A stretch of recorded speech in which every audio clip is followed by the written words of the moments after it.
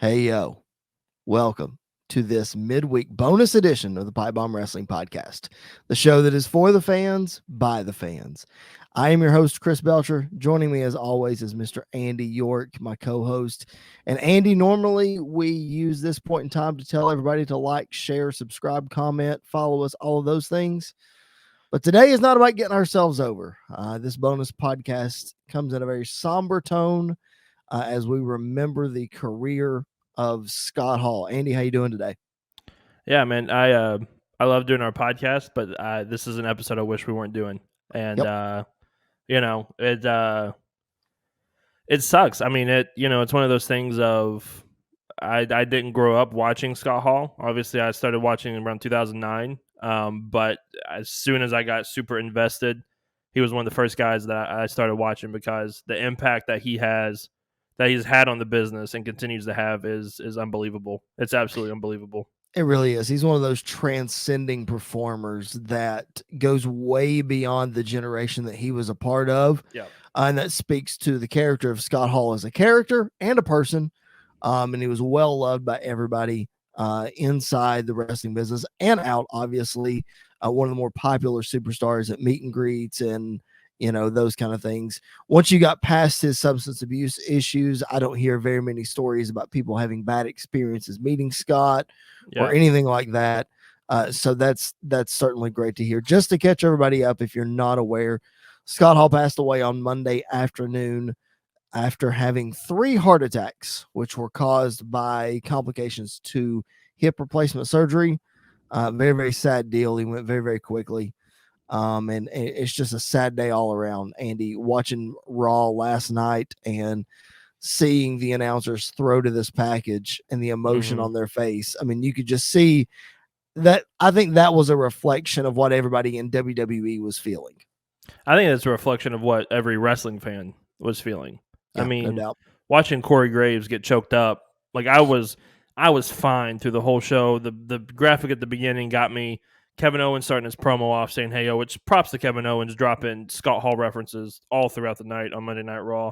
Yep. And then we cut to that video package and Corey Graves. I was in tears when Corey Graves started talking, and you could just see the emotion that everyone has for Scott Hall, and it's hard to get, like, it's hard to believe, like it's really hard to wrap my mind around this right now. He last time I believe he appeared was the Raw 20 or it was the anniversary Raw. Yep. That they did, and it was the pop that he still got was ridiculous, and just the love that every fan, no matter what promotion, and wrestlers, no matter what promotion, no matter where they come from, everyone loved and appreciated Scott Hall for everything that he's done in this business. Yep. The last time I saw him, technically it wasn't in person, but technically it was. There was a backstage segment, WrestleMania 35. It was a backstage segment. It was after the guys from SNL competed in the Battle Royal, and they went backstage and they were looking for doctors, and Kevin Nash and Scott Hall showed up backstage as the doctors. So that was a cool moment. But man, this podcast is not going to be formal like our other podcast. Obviously we both have some notes jotted down, just jogging our memory of things that we remember about Scott, and just great fondness that we look back on his career on. So this podcast is not going to be normal. We're just going to talk about Scott Hall. We might go 25 minutes. We might go an hour. Who knows? But we're just going to talk about Scott and some of our favorite career moments. Andy, you being the young buck, you said that you weren't exposed to him until about 2009. What was your first recollection, or what's the first thing you remember seeing on Scott Hall? The first thing I remember seeing about Scott Hall was the ladder matches with Shawn.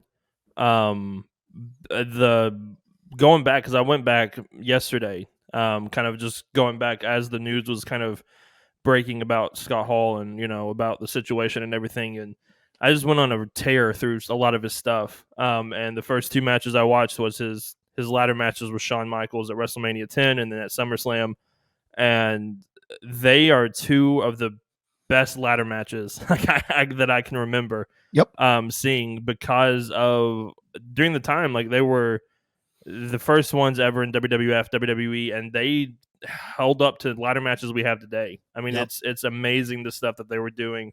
And I'm pretty sure that ladder did not give as much as the ladders do today. So it was Correct. much more brutal in fashion. And then the other thing, and I'm sure we'll talk about this a lot as well, is the Razor Ramon versus 1-2-3 Kid match that literally put Sean Waltman X-Pac on the map like that. Like that is amazing to see, and it's kind of been the theme that I've been seeing of like a lot of these wrestlers during this time period. And to be completely honest, a lot of NWO members specifically are not known for getting young guys over Right. and for contributing to the new era of wrestling, Yep. as a good way to put it.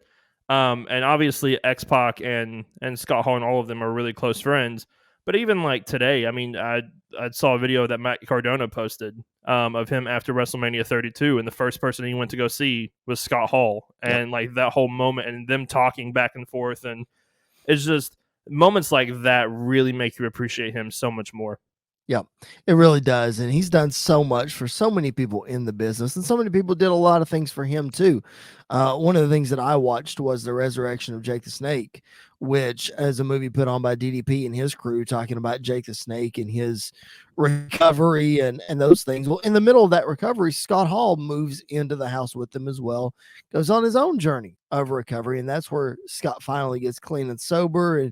And so just watching that journey was really, really cool. And what made me, what was really cool about that was you get to see how DDP saved Scott Hall personally. Well, before that, in his wrestling career, he saved Scott Hall as well, because Scott Hall went on record saying he was about to quit wrestling because it just wasn't working. He was in the AWA and he was in the territories, and it just wasn't working.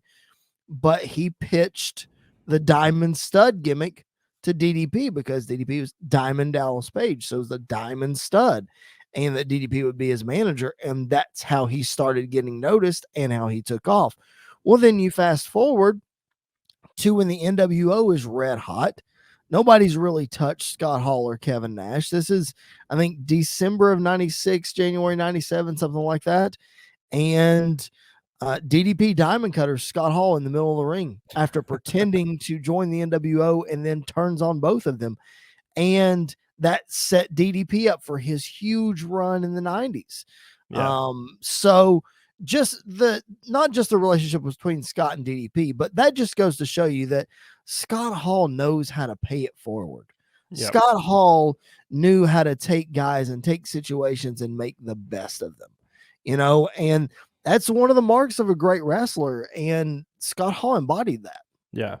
I saw Malachi Black posted on Twitter. I don't know if you saw this or not as well, but they were doing a session at the Performance Center, and they were watching film, and it was Scott Hall and Shawn Michaels, and Johnny Gargano asked them to walk through their ladder matches, and just to hear Malachi Black talk about listening to both those guys explain why they did what they did. I mean, that's paying it forward so much more. And I mean, look at some of the most popular factions. One of the most popular factions of the modern era, with the Bullet Club. Like, if there was no Scott Hall and NWO, there is no Bullet Club. That's right. And that is paying it forward. And obviously, if you've listened to Finn Balor and the Good Brothers kind of talk about starting Bullet Club, they didn't start it without going to them and asking them, like, hey, is this cool if we do this? And Scott Hall and them were like, yeah, like, go pay it forward, go do more with it. And so it was just to see him kind of pass down a lot of wrestling knowledge, a lot of really amazing things. He made cheering for the bad guys cool. Like, he made cheering for the bad guys cool, and he was the coolest. In my opinion, he's the coolest bad guy of all time, and it's awesome to see what he was able to do and how he was able to pay that forward even until today. Let's talk about the NWO for a minute, because you brought that up, as in, the Bullet Club is an evolution pretty much of the NWO, and any faction after the NWO is some sort of evolution of the NWO. I know the Four Horsemen get credit for being one of the greatest factions of all time, but it's hard not to look at what the NWO did Yeah. when they came along and how revolutionary what they were doing really, really was. Because I know you weren't watching at this time because you were itty bitty. Um, but I remember watching Monday Nitro live when Scott Hall showed up. Hmm. It was Memorial Day weekend, or that Monday of Memorial Day. It was some match. I forget who was in it. Not that it matters. And Scott Hall walks down to the ring and he says, "You know who I am, but you don't know why I'm here." And from that moment on, it felt like a legit takeover. Yeah. The story just made it feel like WWF was taking over WCW. Now, whether you're a fan of the other company or not, it's a cool angle. And then it spawned into something that just felt so real. You hear people all the time, wrestling fans all the time, talk about, oh, I know this wasn't real and this wasn't real, yada yada, but that was real. That's exactly what Scott Hall did. He started all of that. Now, could you have started it with Kevin Nash? Sure, you could. That's fine, whatever. Flip flop them. But just the way that the NWO started, the way they took over WCW and the wrestling business as a whole. Oh my gosh, man. And to have Scott Hall at the forefront of that, man, that's so cool that he got his just due, whether he was a big time player in WWF or not. Like, he was in the spotlight from day one in WCW. Yeah, and I went back and actually watched that moment too, of him just kind of coming down, and the obviously looking back at it now, like we have full perspective, but just kind of putting yourself in the moment of like Scott Hall is here in WCW, like Yep. this is amazing, and like what is happening, Yep. and it's amazing the kind of draw that he had, the kind of push that he had, and I really, really love going back and watching a lot of his old stuff. There's a lot of wrestlers going back and watching a lot of their stuff back in the day where it's like I for the time it was good, but it has not held up. And Scott Hall Right. is one of those that it definitely has held up. And Yep. you see Damian Priest still using the Razor's Edge, and you still see a lot of paying tribute to his move set, and Mm-hmm. he's one of those guys that he has revolutionized the business. And part of it, I mean, obviously he was popular in WWF, but part of that revolution really started when he jumped ship and went to WCW, and that Right. really kicked everything off for him.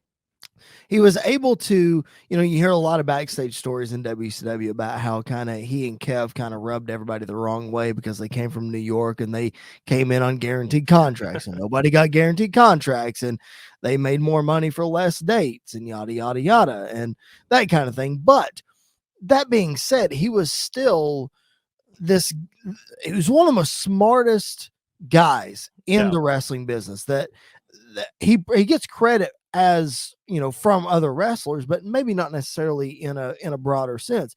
It's one of the most smart guys in the history of the wrestling business. He came up with the Crow character for Sting. yeah, They Sting and Hall both tell the story about how they were sitting there and he's like, Sting, growing out your hair a little bit, and Sting's like, yeah, yeah, yeah, you do a little something different, yeah, yeah, yeah. Well, what are you gonna do with the paint? And Sting said, well, nothing. He said, you ever watch The Crow? Sting goes, yeah. He said, why don't you just paint your face like that? He said, I'm not telling you to rip off Taker, but just rip off Taker. And that was Scott Hall's idea. yeah, So just so many things like that. And you mentioned his ring work. Like, it totally transcends from the minute he started until the minute that he retired. Like, those matches, you can look back on all of them like, yeah, that would hold up in modern wrestling. It yeah. wouldn't, you know, um, it would hold up in what we see today because he could tell a story and he was so smart and he knew what he was doing in the ring, out of the ring, with his promos, all that kind of stuff. Yeah, I the promo work is something else that I didn't know a whole lot about Scott Hall promos. I Yeah. obviously about the Heyo and you know about the toothpick and all of that stuff. Yep. But just recently, I didn't know that he did the survey, and like the Oh survey man. is amazing. Oh Like it is man. amazing going back and watching him. And I love the way Scott Hall says WCW. Like I love the way that Yep. he said it. And how over the NWO was and all of that stuff. Like promo work, and you can look at Stone Cold. Like Stone Cold Steve Austin is not the greatest in the ring at Right. all. Like he's not the most technical wrestler. He's not doing 5-star matches or whatever. But his promo ability really is what sets him above and beyond. And he literally just says one word. Yep. What? And Yep. everybody, it's the most over thing. Scott Hall does a survey like Family Feud, and it gets it over like that. And so it's just stuff like that is just incredible that not a lot of people have that gift. And Yep. Scott Hall definitely had that gift. Well, like you said earlier, he has the gift of making you cheer for the bad guys. Yeah. He was the guy that really started all of that, if I'm being honest. And I'm so happy that you've discovered the survey. I didn't know that you didn't know that. I did not know the survey. And so once you watch the progression of the survey, the first couple of times it's, it's a heel promo. It is what it is. But then you get a couple months down the road and everybody's in on it. And it's great and it's cool. And, everybody really is there to see the NWO. And you can see where, like, someone like a group like DX definitely got, like, we got 2 words for you, and everybody says it. And, the fans do it, like, crowd, Adam Cole, baby. Like, people love to just chant, whether you're the good guy or the bad guy. Everyone loves to just say something at a wrestling show. And to do the survey is an awesome way to be like, yeah, I'm that cool. To me, he's one of, if not the most charismatic wrestlers of all time. Like while he was the bad guy, it was hard to hate him. Like it was extremely hard to hate him because of how charismatic and great and funny and lovable that he was. Yep. And I don't know if you've gone back and you've seen these things. And then for our listeners as well, make sure, because Scott Hall debuted at a time where superstars in the WWF were introduced through vignettes, and they would play these vignettes for 6-7 weeks, and then they would finally show up on TV. So you would build the hype. That way, when they came in, it wasn't like this fresh new face that it's supposed to be over. No, everybody had an idea of who this was. So Scott Hall came in with these vignettes, billing him as this superstar, billing him as this, I'm better than you already, this rich Cuban from Miami, and he's a drug dealer, but we didn't say he was a drug dealer, and all these other things. So I think, to your point about his charisma and about just the ability that he had with a microphone is shown through those vignettes, and and you really see that character come through. And then Scott gets introduced and becomes the bad guy. And slowly but surely, he's the cool bad guy. And everybody starts liking him, especially when he starts feuding with Shawn, who everybody just loved to hate back then. His run with Shawn and Diesel in 94 and in 95 and that kind of thing. It put Scott over even more. And you got to think, I was talking earlier about how Scott's one of the smartest guys in the wrestling business. Man, he and Kevin Nash, Shawn Michaels, and Sean Waltman rented vans and they drove around. That's how they drove around everywhere, just in a van together, and they talked shop.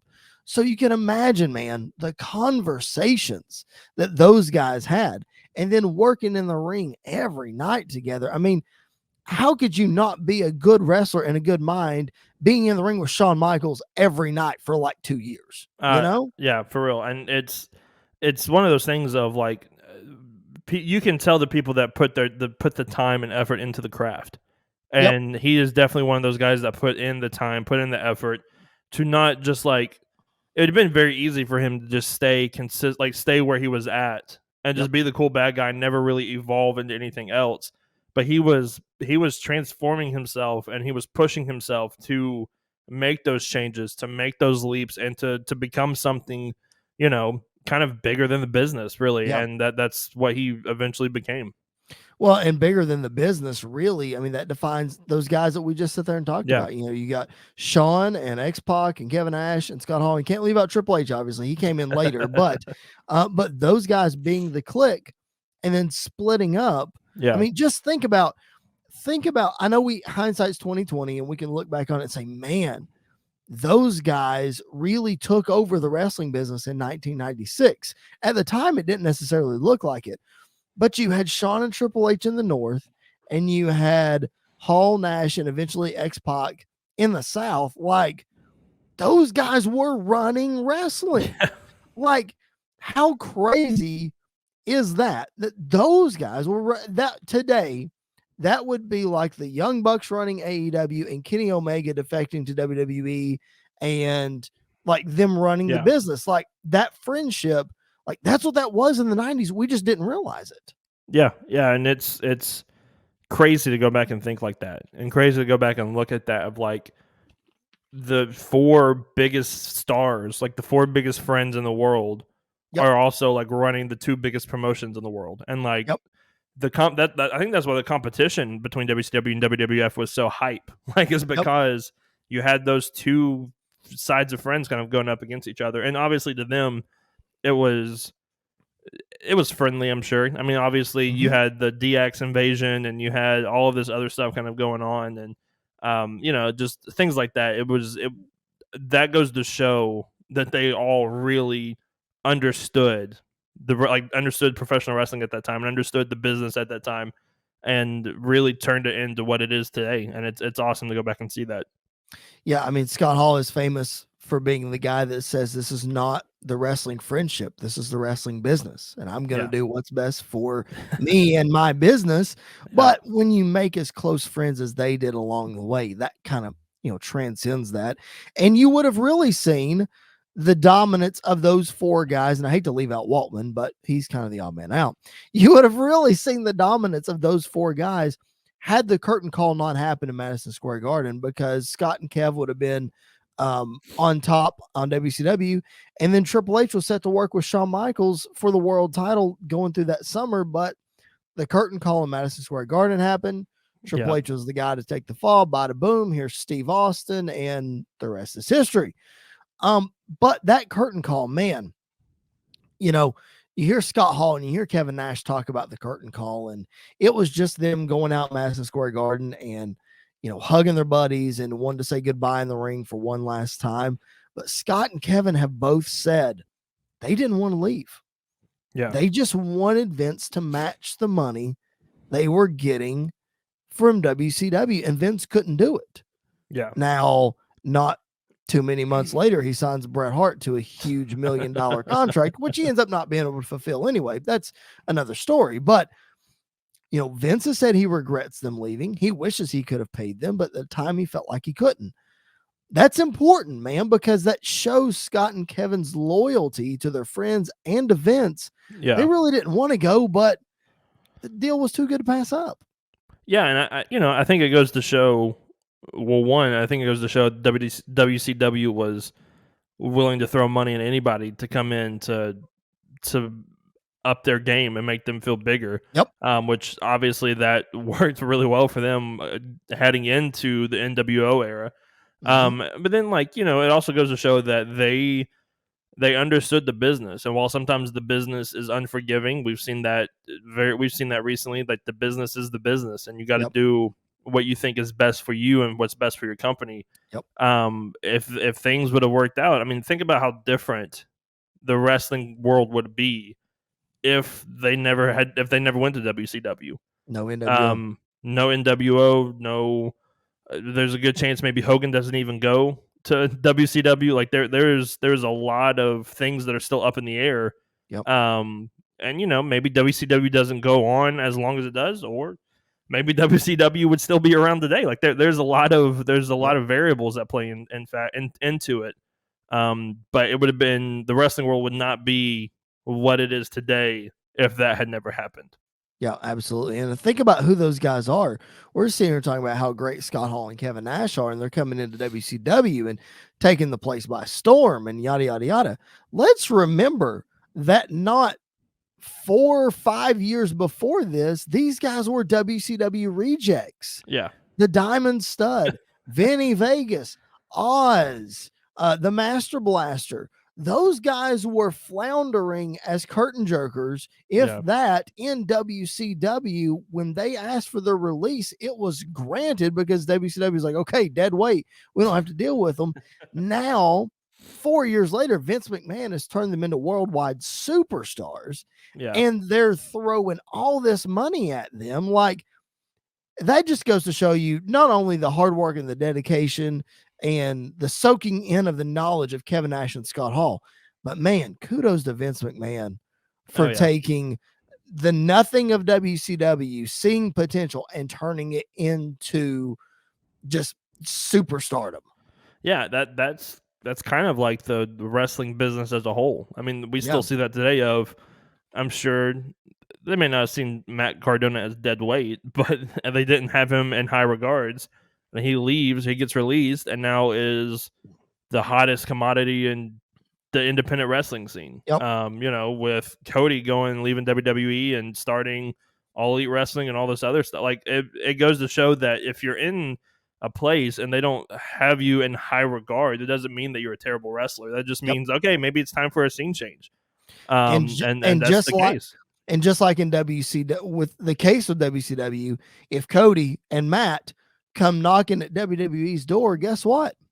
It's going to cost a little more money this time Yeah, around. yeah, You yeah. know, they will come back. I mean, I'm Well, not saying for sure, but right, in hindsight, they could come back, be yeah. huge superstars. It's just going to cost a little more now. Well, look at Drew McIntyre. When Yeah, when Drew perfect when Drew example. got fired from WWE, he literally went and tore up the independent scene in England, Yep, and then came back and is like the one of the biggest stars in WWE today. So that's like right.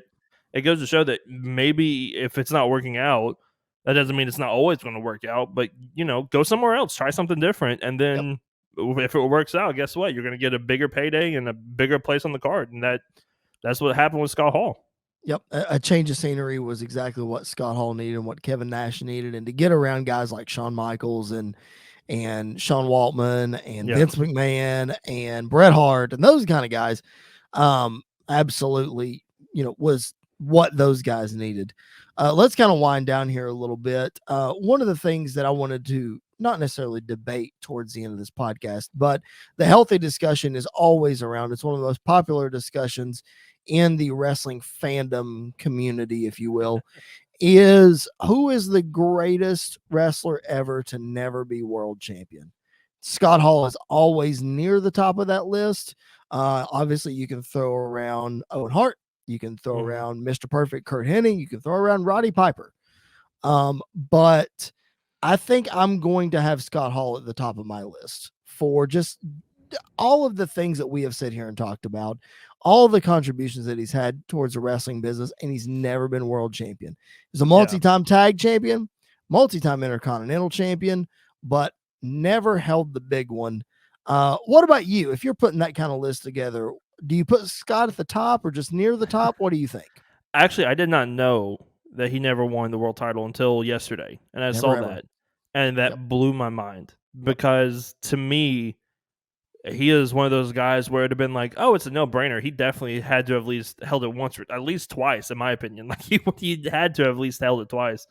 And that completely blew my mind. That immediately put him at like the top of my shock. Like he should have won a Mhm. world title.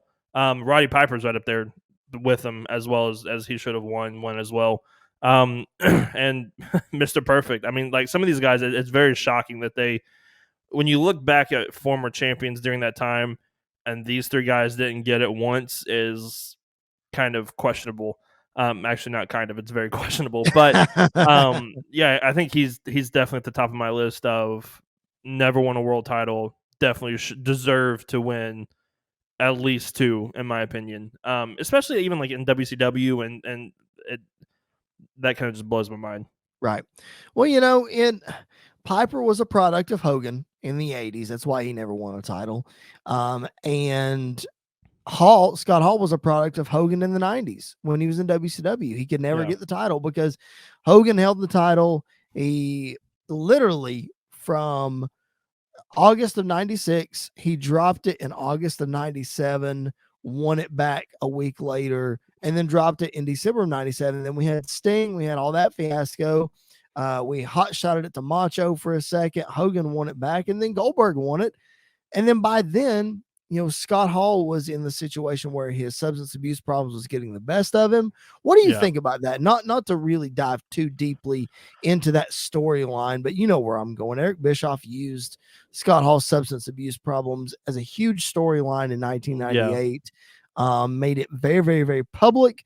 It's really, really sad, in my opinion. Like, for a guy that's struggling that bad, I don't think that's something you need to put on TV. No, and I mean we've kind of seen it in modern day with Jeff Hardy. Sure. But at least with Jeff, he had already recovered from it. Mm-hmm. And I'm sure, especially today, like they would have had to get permission from Hardy to even do something like that. But with Scott Hall, man, to be in the middle of the battle and for it to be public, it doesn't seem to help, but it seems to push in the other direction. Yep. And you know, speaking of, quite frankly, it's a miracle that we got Scott Hall for this long after all Yes, it the is. substance abuses and everything else. And it kind of goes to show, which I think is why he's so beloved now, is it doesn't matter how far you are, like there's always a light at the end of the tunnel, Yep. and That's he right. found it. And credit to DDP. I mean, I don't think Yep. he would have found it without DDP. DDP is like the is like the lifesaver of the wrestling world. Yep. He is. And it's a miracle we got Scott Hall this long. I think since the substance abuse and him getting past it, I think we cherish these moments even more. Yep.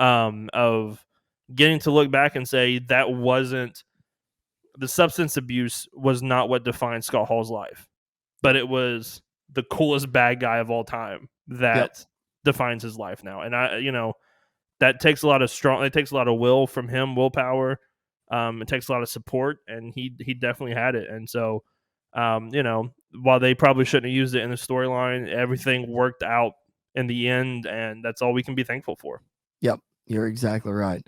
And knowing that he made it out on the other side of that with the help of DDP, in the Resurrection of Jake the Snake documentary, when they call Scott, they call him in the evening time, and Scott's out of his mind when he answers the phone, and he says, "Guys, the only thing I've got in my system right now that I've had all day is vodka, all day long."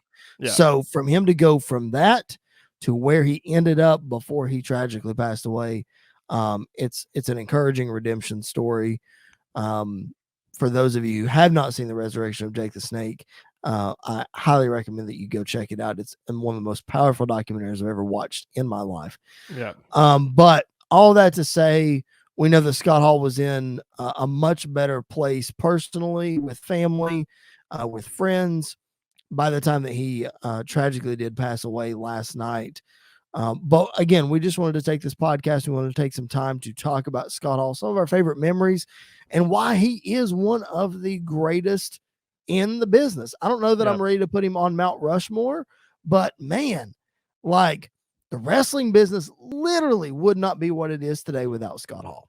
I think maybe not of all time on Mount Rushmore, but all time wrestling minds. I think he might be on that Mount Definitely Rushmore. on it. Yep. Right next to William Regal, in my opinion. I think they're both right up there on that Mount Rushmore. And like you said, everything worked out. And I think how he ended his Hall of Fame speech was absolutely perfectly described. It perfectly described his life of bad times aren't forever, or bad times don't last forever, but bad guys do. And it's true. The bad time. We're not going to remember the bad times of Scott Hall's life. We're going to remember that the character and the person that we loved, and That's right. I think that's going to last forever in the wrestling world. Yep. Yeah, absolutely.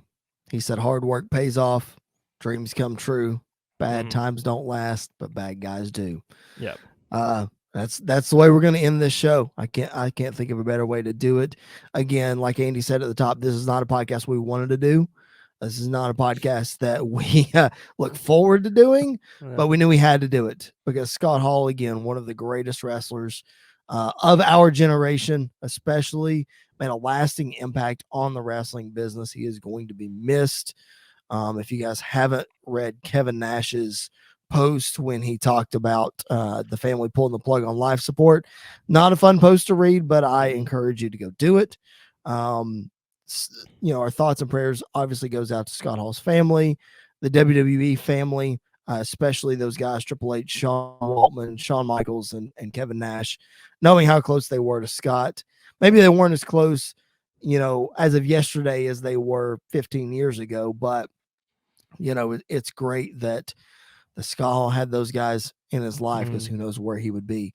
And Andy, anything else to add before we sign off, man?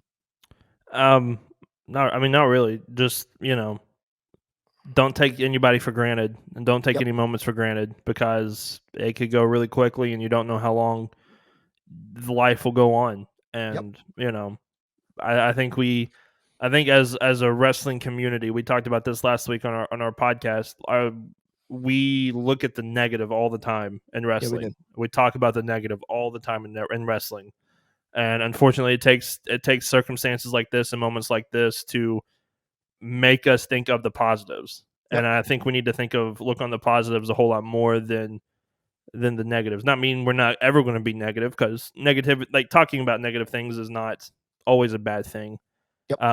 But I think we need to appreciate the people around us and what we have, and the performers and wrestlers, and because you never know how long it's going to last. So That's right. Scott Hall is always going to be remembered, and we couldn't thank him enough for his contribution to the business that we appreciate and we love. And I think his memory and his character will last on forever. Yep, that's exactly right. I have nothing else to add to that. I think that's a perfect way to end our show. Thank you all for checking us out today. For Mr. Andy York, my name is Chris Belcher. Make sure you check us out on Thursday. We'll be back with your regularly scheduled Pipe Bomb Wrestling Podcast program. Follow us on social media at PBW Podcast. Thanks so much, everybody. We will catch you all down the road.